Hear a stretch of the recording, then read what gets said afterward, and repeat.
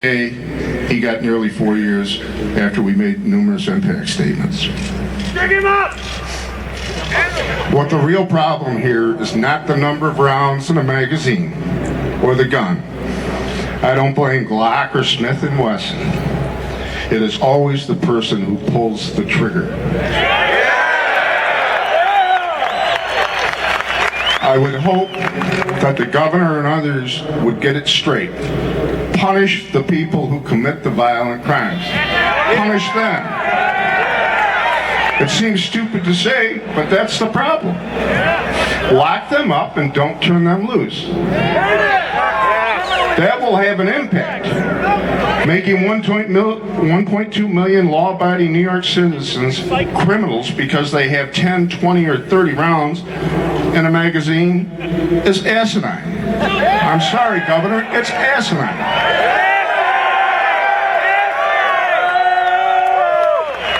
I do put some blame on each and every one of the people who failed, in some cases miserably, to lock up the violent people that have proven their violent nature through their own actions. If we'd enforced the laws already on the books, none of the individuals would have been on the street. So, Governor, let's enforce the current laws. I've often wished that any one of my friends or legally licensed concealed weapon holders had been there on that night and saw the two running with a gun and the police chasing after them. It may well have turned out differently. I have far more faith in them than the overall overworked and underfunded criminal justice system. Governor, the need is for resources for getting the real criminals off the street and locked up, not wasting our resources on keeping track of how many shotgun shells I buy, how many rounds I may have in a magazine, and penalizing the legal gun owners to score political points.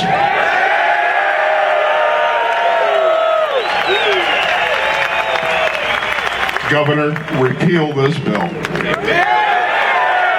Woo. Thank you. Thank you very much. That's a powerful story, but it's the truth. It's not the legal and lawful gun owners that are causing the problem in the state. It's the gangbangers, the people who aren't prosecuted. 3 years ago in New York City, 1,900 people were arrested for illegal possession of firearms. 300 were prosecuted in New York City. Yes, but anyway, I'm going to have to beg David to just wait a second. We have a couple of senators that have to get in and out. They have to get into session. I'd like to introduce the one that's been waiting the longest, my friend, my ride down to Alfred College when I have to get down there because that's where my grandson goes to school, Senator Kathy Young.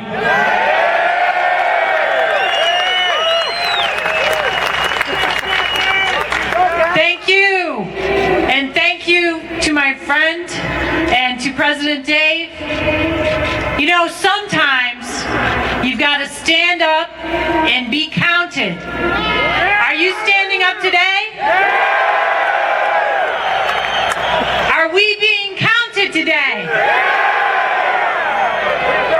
Thank you for being here. And as Thomas Jefferson said, the Constitution asserts that the power is in the people. We are feeling the power today because it's in all of you. We take our responsibility to uphold the Constitution very, very seriously. And that's what you're doing by standing up today. And I can't thank you enough for all that you do, because this is about a profound and fundamental right that makes us unique as Americans. It's our freedom. And we have to stand up for our freedom. Ronald Reagan once said that our freedom is something that doesn't get passed along through our bloodstream to our children. It's something that we have to protect, that we have to fight for. And we have to make sure that it's passed along to our children so that they can do the same.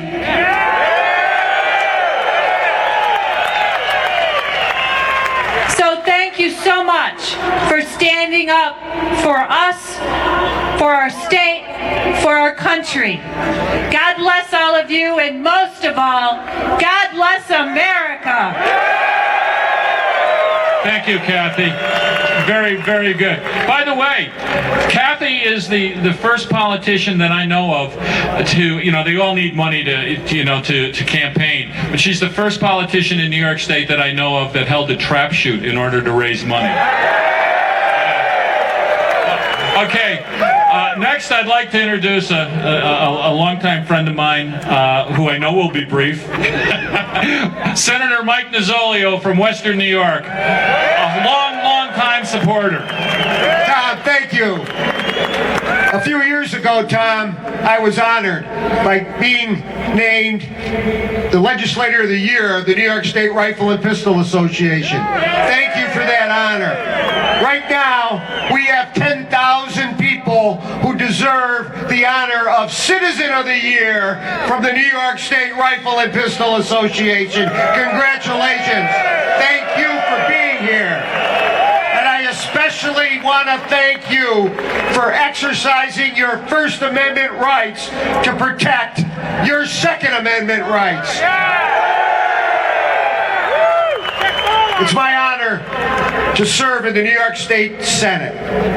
And every year, after the term is up, we have to declare in an oath of office, in raising our right hand and saying, we swear to defend the Constitution of the State of New York and the Constitution of the United States of America. You are helping us defend those sacred documents today. And remember that Constitution, our Constitution, was born by the blood of patriots. And it's made stronger throughout our nation's history because of the actions of our veterans. But now, we're seeing those rights eroded by those who are misguided, by those who are searching for ways to end gun violence. And they're telling us we don't need a certain type of firearm. They're telling us that we don't need a certain number of bullets. Some are saying, and this galls me the most, that we don't need that gun to kill a deer. Well, let's tell them we do not have a constitutional right to deer hunt. We have a constitutional right to bear arms, and that's what this is all about.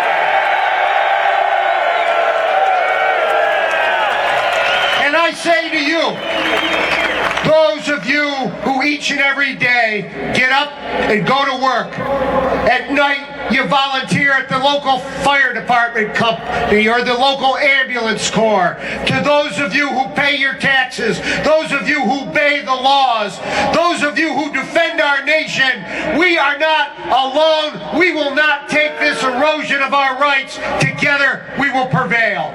Thank you very, very much. Thank you, Mike. Great job. Great job. I'd like to bring up Senator John Bonasek from the Hudson Valley. John, he's been a longtime supporter of ours as well. First of all, good afternoon. It's funny that they should call this the SAFE Act, isn't it? Yeah. It's the SAFE Act for criminals, for gangbangers. That's who the SAFE Act is for. What this legislation did was make it the Unsafe Act for law-abiding citizens when they trampled on our Second Amendment rights. I hadn't intended to speak today. I was one of 18 strong that was upset how this legislation was passed in the middle of the night, without the sunlight, without the public, without anyone having an opportunity to weigh in. Only being able to see this legislation 1 hour before it was before us. And I know when anything like that comes before you, it's always a piece of crap that always should be.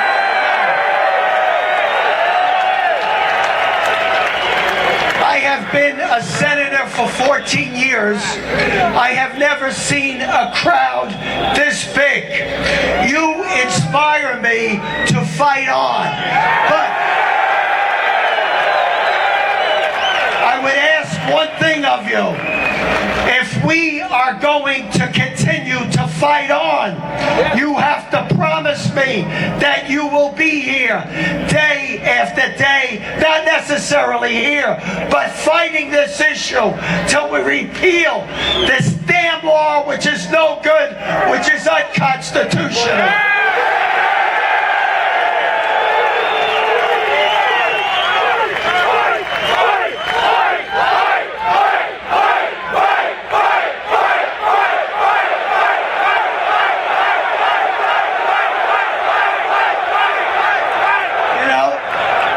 The other thing that I'm observing that encourages me, when we have rallies here, they're organized, they're political operatives, they have skin in the game, they want to suck up to the administration, they want something, they have personal agendas. None of that is seen today. These are the men and women who don't make the biggest sacrifice, which is the voice of the people, which is democracy, which represents the true values of America. God bless you. God bless this great country. Thank you, thank you. Powerful, powerful messages. I have a young lady here who has to get back to session. She's going to take a minute. This is Assemblywoman Eileen Gunther. There's a real dichotomy going on here. Eileen is one of the few pro-gun Democrats. She always supports us. Always supports us. And she's a great lady. Here you go. Hi, my name is Aileen Gunther. I represent the 100th Assembly District. I want to give a shout out to Sullivan County and to Orange County, all of my friends that came to Albany today. I am a member of the NRA and I have a legal pistol license I can carry. I voted no for the SAFE Act on the granddaughter, the daughter, the wife of a wife, and also the aunt of police officers. My father carried a gun each and every day. My father-in-law carried a gun each and every day. We went through background checks. We carried our guns legally. We are legal gun owners in New York State, and we're proud of it. I thank you for coming to Albany today. It means a lot to so many of us. We'll continue the good fight, and I'm glad to see so many women just like me in the crowd. Thank you very much. Thank you, Eileen. Now, the next speaker, David Keene, is president of the NRA. That says an awful lot, you know, and it says a lot to his commitment. But let me tell you a little bit about him. David, while he was in college, was the national chairman of the Young Americans for Freedom. That was at the University of Wisconsin, a very liberal bastion. So, I mean, did you have a lot of friends? But, you know, we were talking about these conservative values. After graduating college, he worked with Richard Nixon's campaign, and he also ran for office, and he was endorsed by the president. He later worked as political assistant to Vice President Spiro Agnew, and then in Congress as executive assistant to Senator James Buckley, another conservative. He was a regional coordinator for Ronald Reagan, National Political Director for George H.W. Bush, and until his election as NRA president, he was chairman of the American Conservative Union. His professional accomplishments, besides his professional accomplishments, this is a man that I know and respect. He's got a great sense of humor, and it became obvious a little while ago when I couldn't remember the reverend's name, and he said under his breath to me, "That's what notes are for." And there's always a little sarcasm there as well, but you can't doubt the veracity of the man, and I like him. I used to sit next to him at the NRA board meetings before he got elevated to those seats, and I want to introduce to you my friend David Keene, and I know you're going to love what he has to say. Thank you, Tom, and thanks for having me here. You know, a lot of people won't. It was difficult for me to imagine until a few weeks ago that there were chief executives in this country with less regard for the Constitution and the way that policy is supposed to be adopted than those we have in Washington. But New York has proven once again that it can top Washington in terms of the high-handedness of the people that hold some of its public offices. I'm here today to join you in protesting the fact that your governor is willing to sacrifice the Constitution, your rights as citizens, and the prerogatives of his legislature on the altar of his own ambition and on the ego of Michael Bloomberg of New York City, because that's what this is all about. A couple of weeks ago, I was meeting with a Democratic governor in the West because a lot of these states are considering different kinds of restrictive gun legislation. And I said, Governor, before we start the meeting, I have to tell you that on my way up here, a number of reporters asked me why I was meeting with you. And he said, what did you tell them? I said, I told him I'm meeting with you because you're not Andrew Cuomo. And that you should take that as a compliment. He looked at me and said, believe me, I do. There are a lot of people in this country who remember Andrew Cuomo. He's like a bad penny who keeps turning up. Remember the fights of the 1990s. Remember the Dianne Feinstein so-called assault weapons ban. What did that all center around? Among the key players in the Clinton administration who went after our Second Amendment rights in the mid-1990s was HUD Secretary Andrew Cuomo, who during that period profanely called the owners of gun companies around the country, including one whose employees and supporters are wearing T-shirts here today, and threatened to destroy their company if they didn't go along with Bill Clinton's position on firearms ownership in this country. We fought them off in the 90s, we'll fight them off now. We've lost battles before, we'll not lose this war. I'm here today because of you and because of the rights that you have under the Constitution of this country, and because of the courage and the willingness you've shown to stand up for those rights. I'll tell you something, this is a country that was not founded by the politically obsessed. The American people, and one of the reasons for our stability as a country is that Americans came here, founded this country, and lived here not because they wanted to be obsessed with politics, but because they wanted to live free. They wanted to earn a living. They wanted their children to be educated. They wanted to enjoy a free life as free citizens in a free society. But throughout our history, when Americans sense that their rights are threatened, from abroad or domestically, they have always been willing to step up to the plate and fight for those rights against any enemy, foreign or domestic.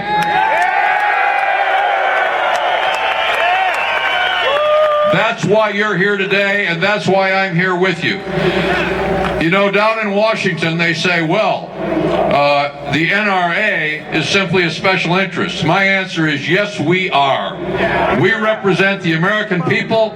We fight for the Constitution. We fight for the Bill of Rights. We fight for the rights of free people everywhere. And for those of us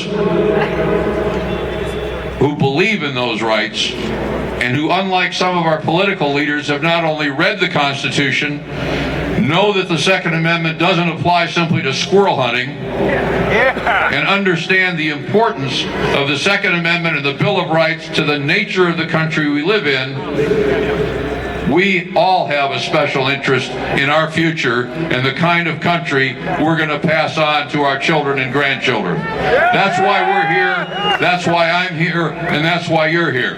You know, our strength does not come from the fact that we're a, quote, special interest, or that we represent one small group of folks in our society.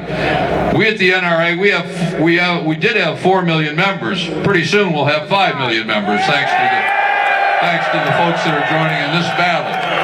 Our strength comes from the fact that the members of the NRA and the broader community of Second Amendment believers in this country is not simply made up of Republicans or conservatives or Democrats or liberals or factory owners. It's made up of all Americans, farmers, union workers, and all of the rest, police officers and veterans. And because of that, and because of the fact that we, as believers in the Second Amendment, are willing to do something most people in this country are not willing to do, which is not just to stand up for our rights, but to support those people who stand with us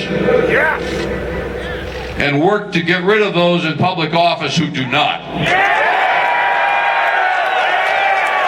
You know, a few minutes ago, when I was up here, Tom said, well, Dave's going to have to wait a few minutes because we've got a few senators and assembly people who've got to get back to work who need to speak.